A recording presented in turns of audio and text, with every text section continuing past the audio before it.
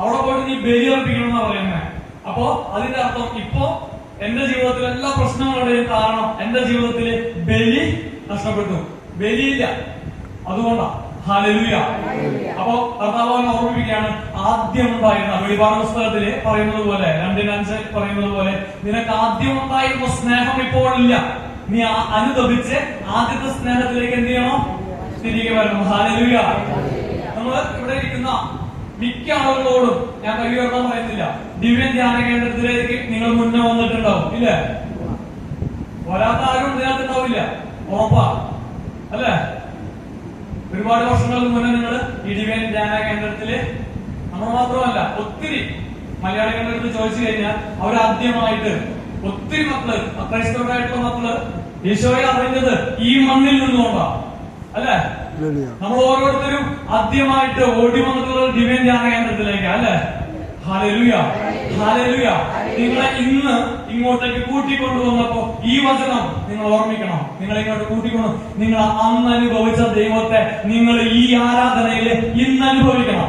ആദ്യം ഉണ്ടായിരുന്ന അന്ന് നിങ്ങൾ അനുഭവിച്ച സ്നേഹം പകരം ആ സ്നേഹം നിങ്ങൾക്ക് ഇന്നു മുതൽ വീണ്ടും തുടങ്ങണം. പറഞ്ഞ ഹല്ലേലൂയ, ഹല്ലേലൂയ, ഹല്ലേലൂയ. ഇവിടെ ഈ ബ്രദറെ ഈ ലേഖനങ്ങൾ എഴുതിയതിനെ കുറിച്ചും വചനപ്രഘോഷണത്തിനെ കുറിച്ചും ഒക്കെ നിങ്ങളുടെ അടുത്ത് പറഞ്ഞു, ഇല്ലേ? ഇതിനു മുന്നേ എനിക്കൊരു ജീവിതം ഉണ്ടായിരുന്നു. ആദ്യമായിട്ട് പറയാം, നമ്മുടെ ഈശോയുടെ ഏറ്റവും വലിയ പ്രത്യേകത എന്താണെന്ന് അറിയാം? നമ്മള് ഈ കാന കണ്ടിട്ടില്ലേ? ഈ പുഴുവൊക്കെ അരിക്കുന്ന, മണമടിക്കുന്ന, നമ്മൾ നോക്കാൻ പോലും മറയ്ക്കുന്ന ഒരു കാന കണ്ടിട്ടില്ലേ? ഈ കാനയിൽ നിന്ന് നിങ്ങൾ എന്തെങ്കിലും കിട്ടിക്കഴിഞ്ഞാൽ നിങ്ങൾ എടുക്കില്ല, ഉറപ്പാ.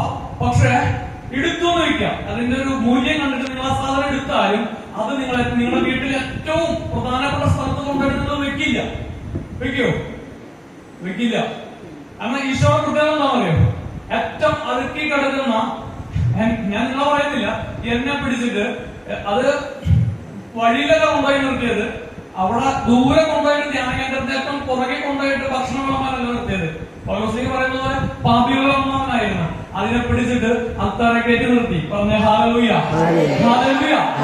എന്നാൽ ഈ അത്താഴക്കയറ്റി നിർത്തിയ സാധനം പല കാറ്റ് കൊണ്ടിട്ട് പലപ്പോഴും വീണ്ടും പഴയ കാനെ പോയിട്ട് വീണിട്ടുണ്ട്. പക്ഷെ നമ്മളാണെങ്കിൽ വീണ്ടും പോയിട്ട് അത് എടുക്കില്ല. ഒരു പ്രാവശ്യം എടുത്തതല്ലേ എന്ന് വെച്ചാൽ കളയും. പക്ഷെ ഈശോയുടെ പ്രത്യേകത എന്താണെന്ന് പറയും? വീണ്ടും വീണ്ടും ആ കാനേന്നവനത് എടുത്ത് കഴുകി വീണ്ടും വീണ്ടും കൊണ്ടുപോകൊണ്ടിരിക്കുക. പറഞ്ഞ ഹല്ലേലൂയ, ഹല്ലേലൂയ. ദൈവത്തിന്റെ സ്നേഹത്തിൽ ഒന്ന് കരമടിച്ചിട്ട് ദൈവത്തിന് നന്ദി പറഞ്ഞേ. ഹല്ലേലൂയ. ജീവിതത്തില് പെട്ടെന്ന് പറയാണ്, സ്പീഡിൽ പറയാണ്.